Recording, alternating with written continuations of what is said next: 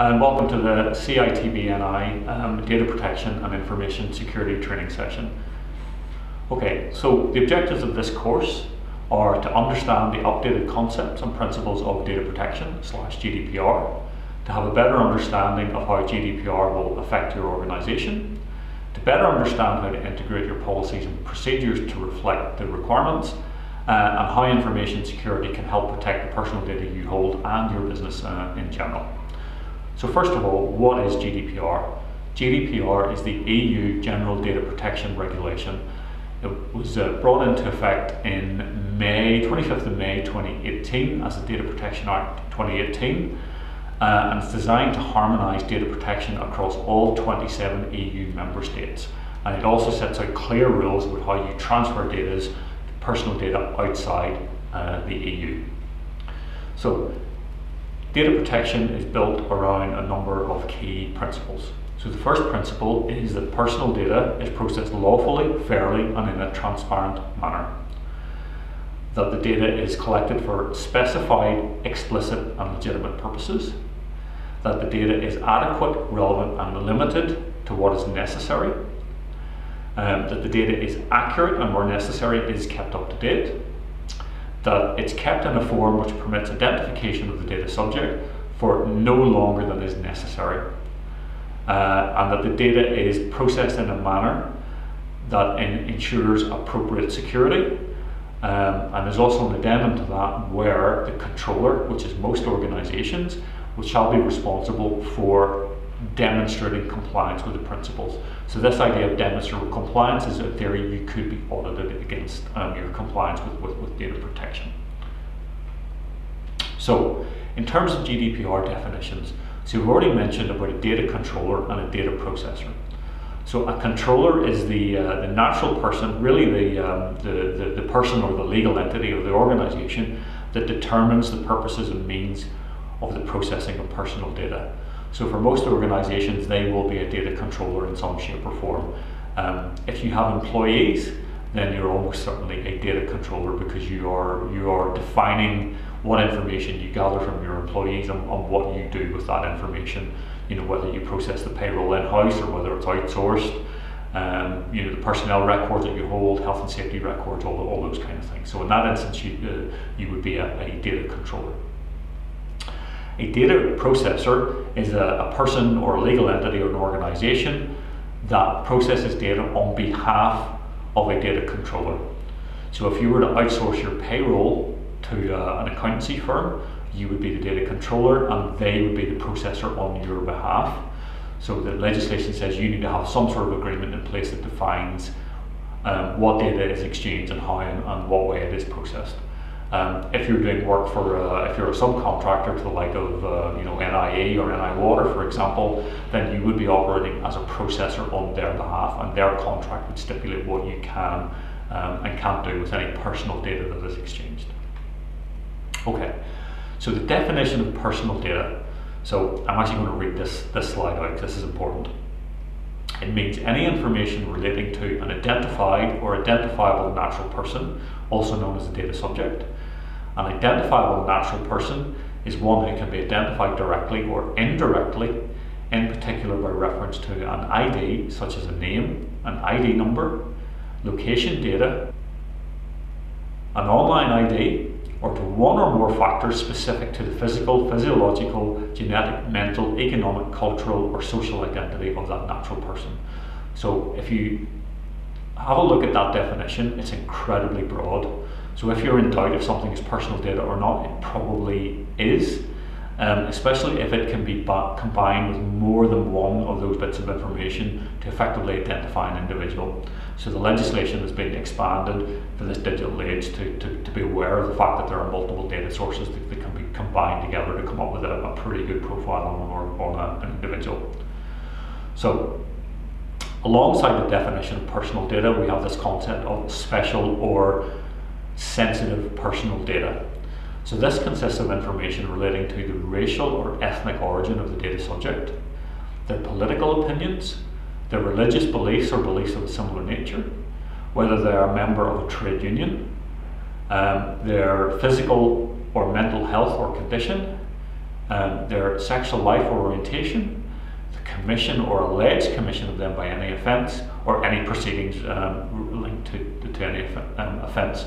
So this data is the stuff that we really have to protect and keep secure. It's defined as the stuff that if it was accidentally released, could cause emotional harm, actual harm, discrimination against an individual. So this is the stuff that the ICO are likely to take very severe action against. Okay. So GDPR also talks about how we exchange data with other countries. So within the EU, you can effectively exchange personal data and be happy that the country that you're sending it to will have appropriate controls in place to protect the data. Other countries will have what they call an adequacy agreement. So there's a list on the slide of a number of countries that have an adequacy agreement. And if you think of the number of countries in the world, it's actually not a very extensive list. And some of them are very closely related to the UK, where we have, Jersey, Guernsey, and the Isle of Man. But all the legislation really says is if you're exchanging data outside of these countries, you have to have an appropriate contract in place that includes data protection. Okay, so as individuals, we have data subject rights. And as an organisation, you are responsible for enforcing and being subject to these data rights. So the first right is related to subject is we have the right to be informed.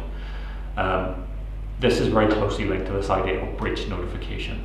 So if you're a data controller and you've suffered a data breach, you have to inform the ICO within 72 hours of you becoming aware of the breach. So that gives you enough time to perform an investigation to say whether it actually is a breach or not, but it is a legal requirement that you have to inform them within 72 hours of becoming aware of the breach. There's also a requirement, and again this is the right to be informed as an individual, that anybody impacted by a breach should be informed without undue delay, and that's generally accepted to mean within 30 days, again to give you time to do a proper assessment on the breach itself. So in terms of a data breach, you are allowed to do a risk assessment around that. So you have to report it if it poses a risk to the people involved. If you determine that there likely is a very low risk or no risk, then you don't have to report that to the ICO. So actually, what is a data breach? So we tend to think of it as an organisation being hacked or having something stolen, but the definition is actually quite wider than that. It could be unauthorised access to personal information. It could be unauthorised modification of personal information. It can be the unavailability of personal information. It can be the theft of data. It can be accidental loss or destruction of data. It can be accidental transmission of personal data. So the classic example of that is something sent to the wrong email recipient. That tends to be where that tends to happen, rather than something being posted to the wrong address. And it can also be hacking or cybercrime. So back to reporting a data breach. So do I have to notify my customers of a breach? If there is a high risk to the rights and freedoms of the natural persons, then yes, they have to be informed without undue delay. So again, that's a pretty vague term within the legislation, but it's deemed to mean within 30 days. Internally, if somebody detects some sort of a breach, then it should be reported internally to whoever is responsible for handling data protection.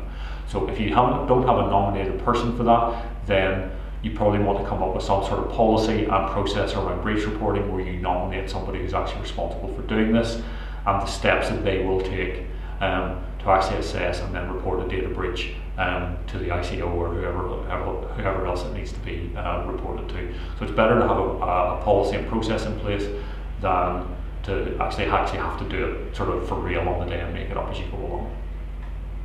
Okay, data subjects. We have the right to access the personal information that is held on us. So again, within an organisation where you're likely to see this is you will get a subject access request from a former employee or a current employee who's looking for some sort of information.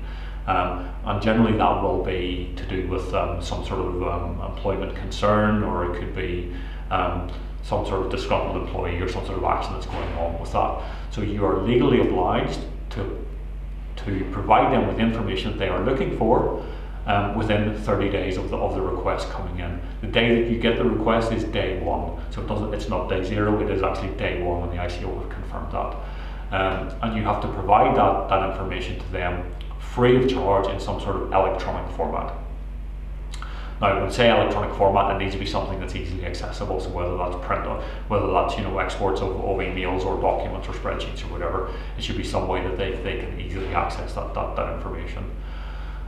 You do have the right to request to narrow the scope of what they're looking for, but they can't turn around and say, no, I want everything. You also have the right to confirm the identity of the individual.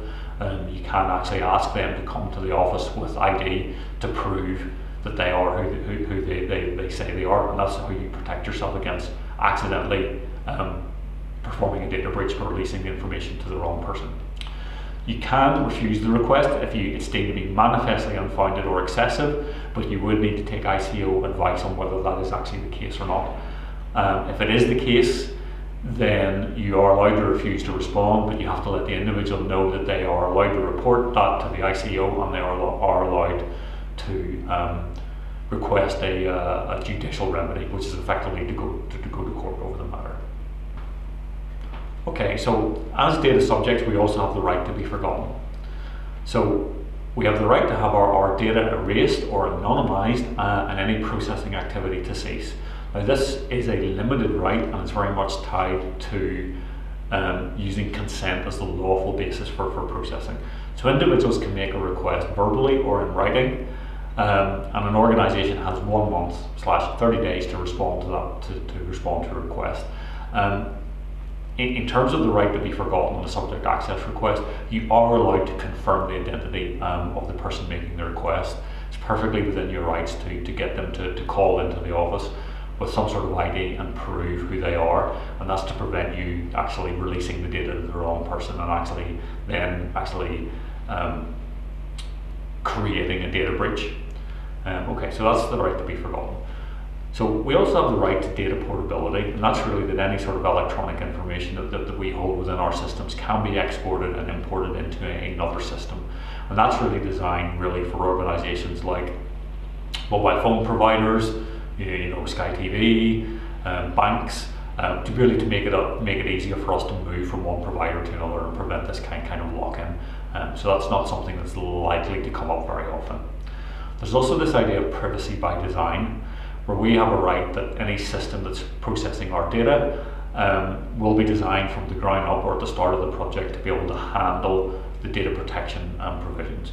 So you will see a lot of the software companies will now talk about GDPR and data protection right at the start of the procurement process, where they'll say that their system where we can correct data, you can anonymize data, or you can erase data. Some data controllers will have to perform what they call a Data Protection Privacy Impact Assessment, or a DPIA. This is only required where it's likely to result in a high risk to the rights and freedoms of natural persons, and this is really on a large scale. So an example might be a city installing a CCTV system within their city centre area. So they would have to perform a data protection impact assessment on that, but for most organisations it's very unlikely that you would have to do that. If you have CCTV around your own premises, you wouldn't really have to do any sort of data protection privacy assessment or impact assessment around that in the formal sense. Okay, so one of the common questions that's come up around data protection is will this impact marketing? Will this stop us doing marketing? The short answer is no. Marketing is already quite closely regulated with a piece of legislation called the Privacy and Electronic Communications Regulations, or PECR, that really defines what you can and cannot do in terms of marketing, whether it's business to customer or business to business. Now, where GDPR is tightened up on this is really if you are marketing to a list of individuals rather than a list of businesses, you have to be able to prove that you have their consent to market to them, and this is where we got a lot of emails coming out back in May 2018 asking for our consent to remarket to people because they wouldn't be able to prove how they had gathered consent in the first place. So if you're buying in a marketing list from a marketing company, you need to make sure that they have gathered the appropriate consent and that the individuals know that that data is being resold onto other organisations. So in terms of business to business, you're a lot freer in what you can market to. You know, it's perfectly okay to do a Google search on a directory and look for, you know, organisations that maybe you want to market to. The key thing with the legislation, if somebody says, I don't want to be marketed to, you then have to remove them from any marketing list. You can maintain a do not contact list to enable to you know, for you to refer to make sure that you don't accidentally opt someone back in. People and businesses can also opt into a thing called the telephone preference system, which basically means you can't cold call them if they are on that list. So really, if you're making cold calls, you should be checking those numbers against the telephone preference system website. It's actually an offence to contact an individual or business who's registered with that. Now, if they have reached out to you and say, I want a quote for something or contact me, then that telephone preference system doesn't come into effect there, because they have effectively given you consent for you to contact them about that particular item. If you were then to go and try and sell them some other service, then that's where you would fall foul. Okay, so Brexit. So one of the questions that was raised was, if the UK is leaving the EU, do we need to bother about GDPR?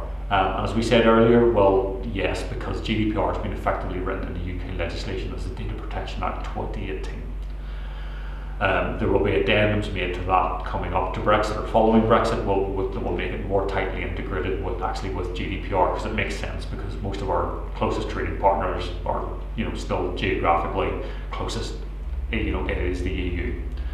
But here in Northern Ireland, lots of people will have Irish passports, or will have Irish and British passports.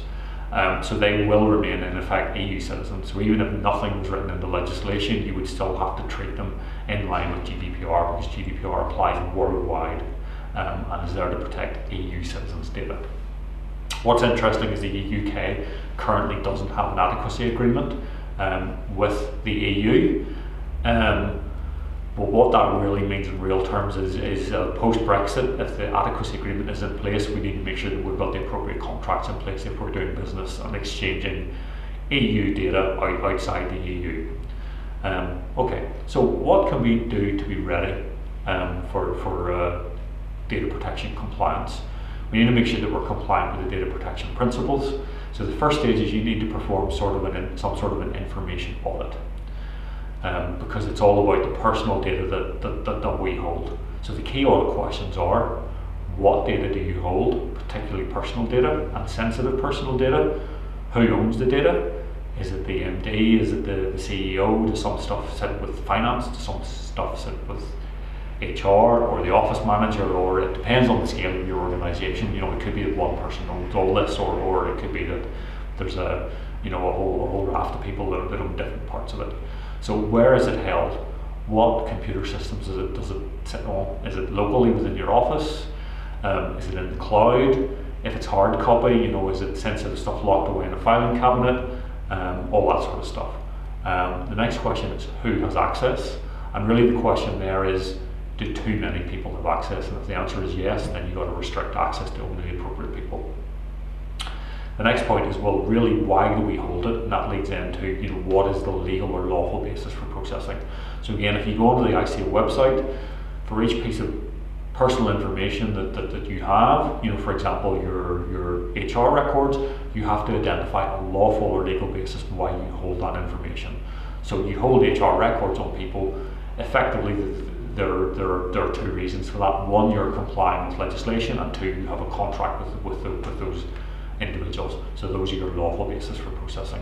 And for sensitive information, you have to back that up with an additional level of lawful basis. So there are two that you potentially have to record.